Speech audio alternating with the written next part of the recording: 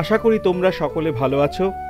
আবার ফিরে এলাম আমাদের ঘোরাঘুরি আড্ডা মুরগুমা সেকেন্ড পার্ট। এক কাপ চা হাতে করে গল্প তালে শুরু করা যাক। বেশ ঝাঁকিয়ে ঠান্ডা পড়েছে, মন্দ লাগছে না। আমরা যারা শহরের ব্যস্ততম জীবন কাটাই, ছুটি পেলেই তাদের মনে হয় যেন একটু পালিয়ে যাই। এক টুকরো সবুজের মাঝে খুঁজে নিই সহজ সরল জীবনযাত্রা। আর মুরগুমা যেন দুহাত ভরে ঠিক সেই স্নিগ্ধতাতেই আমাদের ভরিয়ে দিচ্ছিল। যেমন সুন্দর প্রকৃতি, ঠিক তেমন সুন্দর পলাশবিতান রিসর্ট। মাঠ কটেজ, চারিদিকে ফুল গাছ, পাশে দিগন্ত বিস্তৃত ধান ক্ষেত, আর তার ঠিক পেছনেই পাহাড়ের হাতছানি। পুরো পুকুরটা পদ্মে ভরে আছে। সব মিলিয়ে যাকে বলে মন প্রাণ ভরে অক্সিজেন নিচ্ছিলাম আমরা। পলাশবিতানে আধুনিক ব্যবস্থা সমেত বেশ কয়েকটি মাঠ কটেজ আছে। গ্রামীণ জীবনের গন্ধ আর শহুরের ব্যবস্থার মেলবন্ধন। বেশ অনেকটা এরিয়া জুড়ে এই রিসর্ট। আমরা ফ্রেশ হয়ে একটু ঘুরে দেখছিলাম চারপাশটা। কয়েকটা রাজহাঁস কিন্তু বেশ সমস্বরে প্রতিবাদ জানাচ্ছিল কেন তাদের ধারে কাছে যাতায়াত করছি আমরা। যাই হোক, কটেজটা ঘুরে দেখতে দেখতেই আমরা পৌঁছে গেলাম লাঞ্চ রুমে। খিদেও বেশ ব্যাপক পেয়েছে প্রত্যেকের।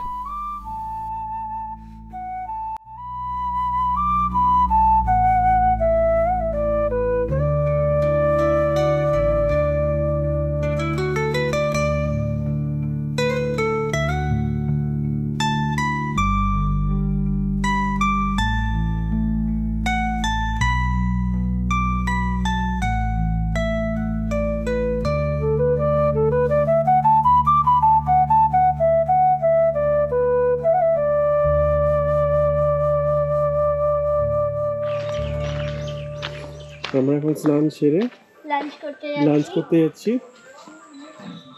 চারিদিকে পাহাড়, এদের নিজেদেরই চাষবাস, ভেজিটেবলস এরা নিজেরাই গ্রো করে। আর এখানে যে লাঞ্চগুলো হবে তার 90% এইখান থেকেই তুলে দেওয়া। এখন আমরা লাঞ্চ করতে যাচ্ছি। আমরা রাজা কাকুকে একটু দেখবো, রাজা কাকু কোথায় আছে। राजा को ड्राइवर दादा कहाँ पे है? ड्राइवर दादा, मेरा ड्राइवर कहाँ है?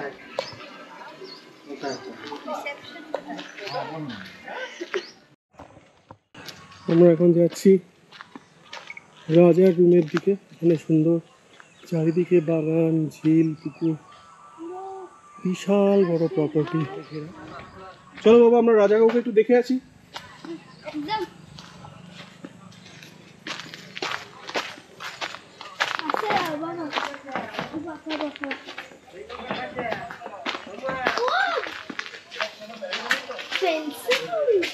রাজা লক করো না, আমি একটু দেখবো রুমটা।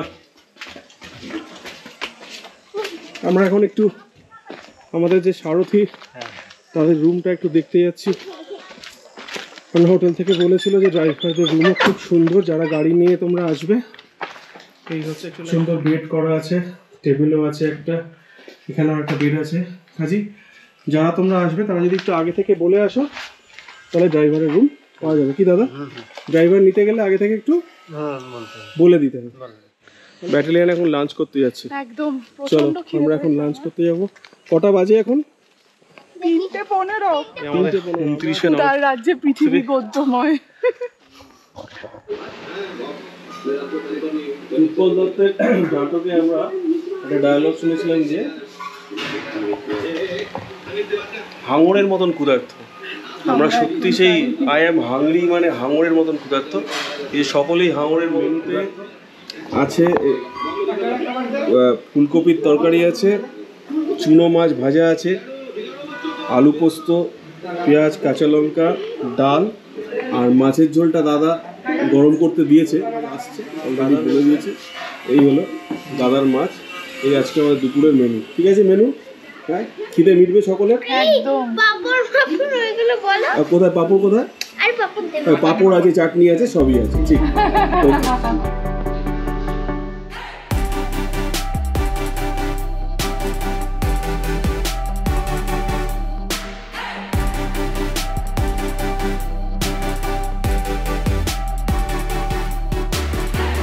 দুপুরে খাওয়া দাওয়া হবার পর শরীর যা চাইছিল মন তা কিছুতেই মেনে নিচ্ছিল না।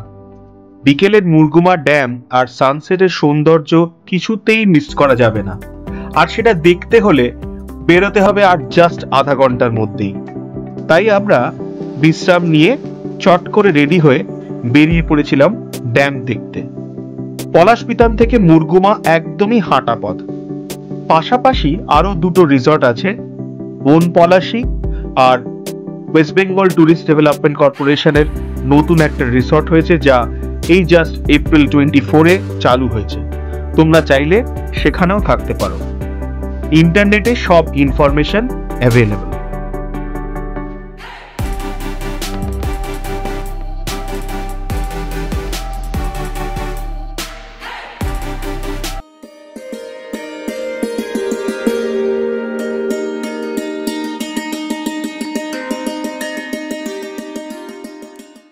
কংসাবতী নদীর উপনদী সাহারঝোর নদীর ওপর নির্মিত এই মুরগুমা ড্যাম অযোধ্যা পাহাড়ের পাদদেশে অবস্থিত।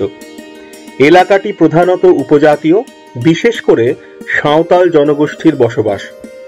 রুক্ষ পুরুলিয়ার এক কোণে শান্ত সবুজ এই জলধারা, চারিপাশে পাহাড়, যতদূর চোখ যায় শাল, পলাশ, সেগুনের বন।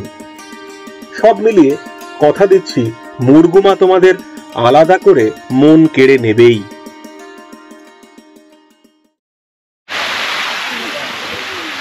আমি এই ড্যামটাতে নেমে এসেছি, জলে পা দিয়ে দুজনে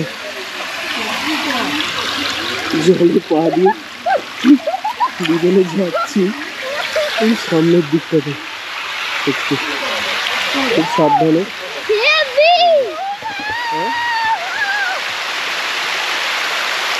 এই জল ওখান দিয়ে যাচ্ছে।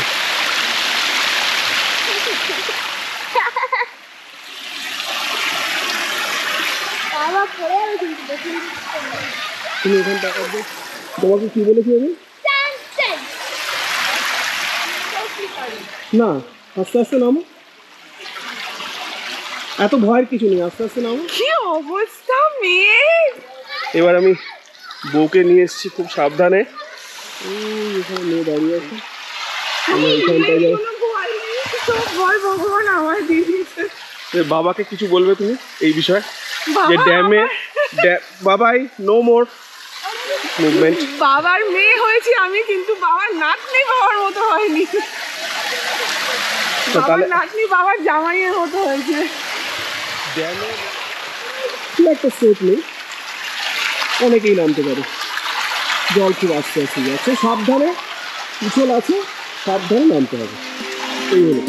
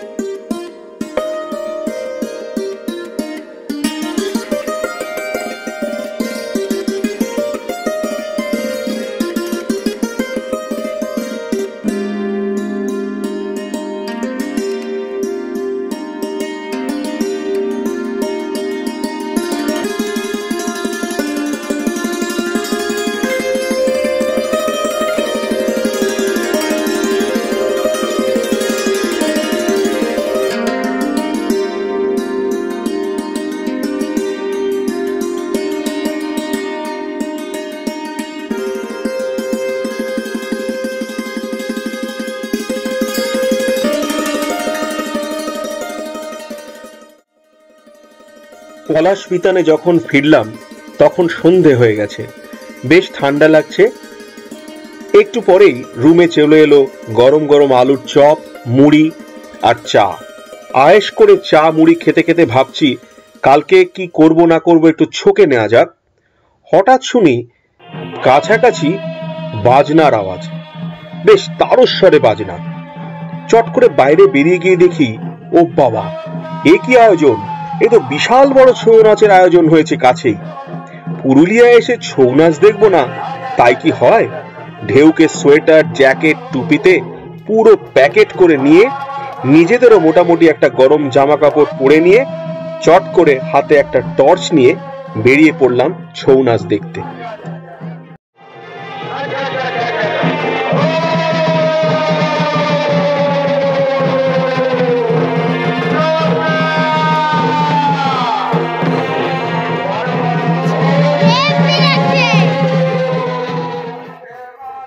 ছৌ নাচ একটি ভারতীয় নৃত্য। এটি মূলত পুরুলিয়া জেলাতেই বেশি দেখা যায়। এর বেশিরভাগ কাহিনী রামায়ণ, মহাভারত, স্থানীয় লোককথা থেকে নেওয়া। নাচের পাশাপাশি শারীরিক কসরত থাকে।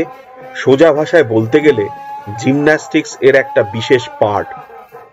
বিশাল আকার মুখোশ, নানান ঝকমকি রংচঙে পোশাক, ধামসা, ঢোল, চড়চড়ি, টিকরা, নাগড়া, সানাই, করতাল এরকম নানাবিধ বাদ্যযন্ত্রের সঙ্গত ছৌ নাচের একটা মূল বৈশিষ্ট্য।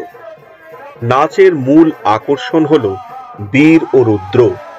নাচের শেষে দুষ্টের দমন আর সত্য ধর্মের জয় অনিবার্য। 2010 সালে যতদূর সম্ভব ছৌ নাচকে ইউনেস্কো একটি বিশেষ শ্রেণীতে তালিকাবদ্ধ করে।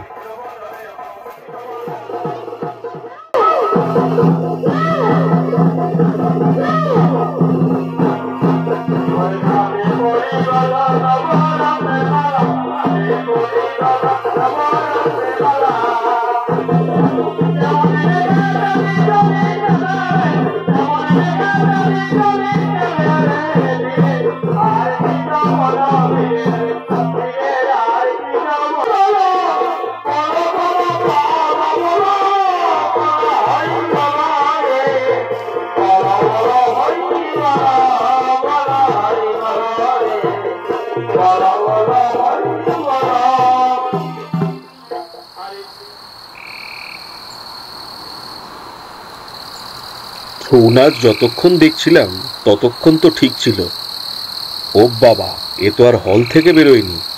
ছৌ নাচের ওই বিরাট বড় প্রাঙ্গণটা একটু পেরোতেই চারিদিক ঘুটঘুটে অন্ধকার, যাকে সত্যিকারের বলা যায় নিকষ কালো অন্ধকার। ঝিঝি পোকা ডলবি ডিজিটাল ডাকছে। চারিদিকে বেশ একটা থমথমে ঝমঝমে পরিবেশ। সেই লালমোহন গাঙ্গুলির বিখ্যাত ডায়লগটা মনে পড়ছিল, সাহসের তো একটা উত্থান পতন আছে মশাই।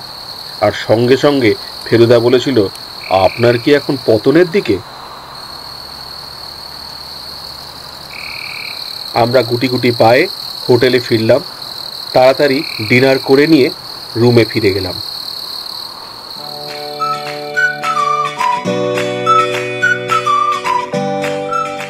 দিনটা শুরু হয়েছিল ভোর 4টের সময়। দারুণ কাটলো আমাদের ডে 1। কাল অনেক ঘোরাঘুরি আছে, সব তোমাদের সাথে শেয়ার করব, আড্ডা দেব আবার পরের পর্বে। নয় করে বেশ অনেকগুলো ট্রাভেল আড্ডা কিন্তু আমরা আপলোড করে দিলাম। অবশ্যই ভালো লাগলে সকলকে দেখতে উৎসাহিত করো, এইটুক তো সাপোর্ট পেতেই পারি। দেখা হচ্ছে আবার পরের পর্বে। Till then, tata for today from our channel rhythm of Ratul.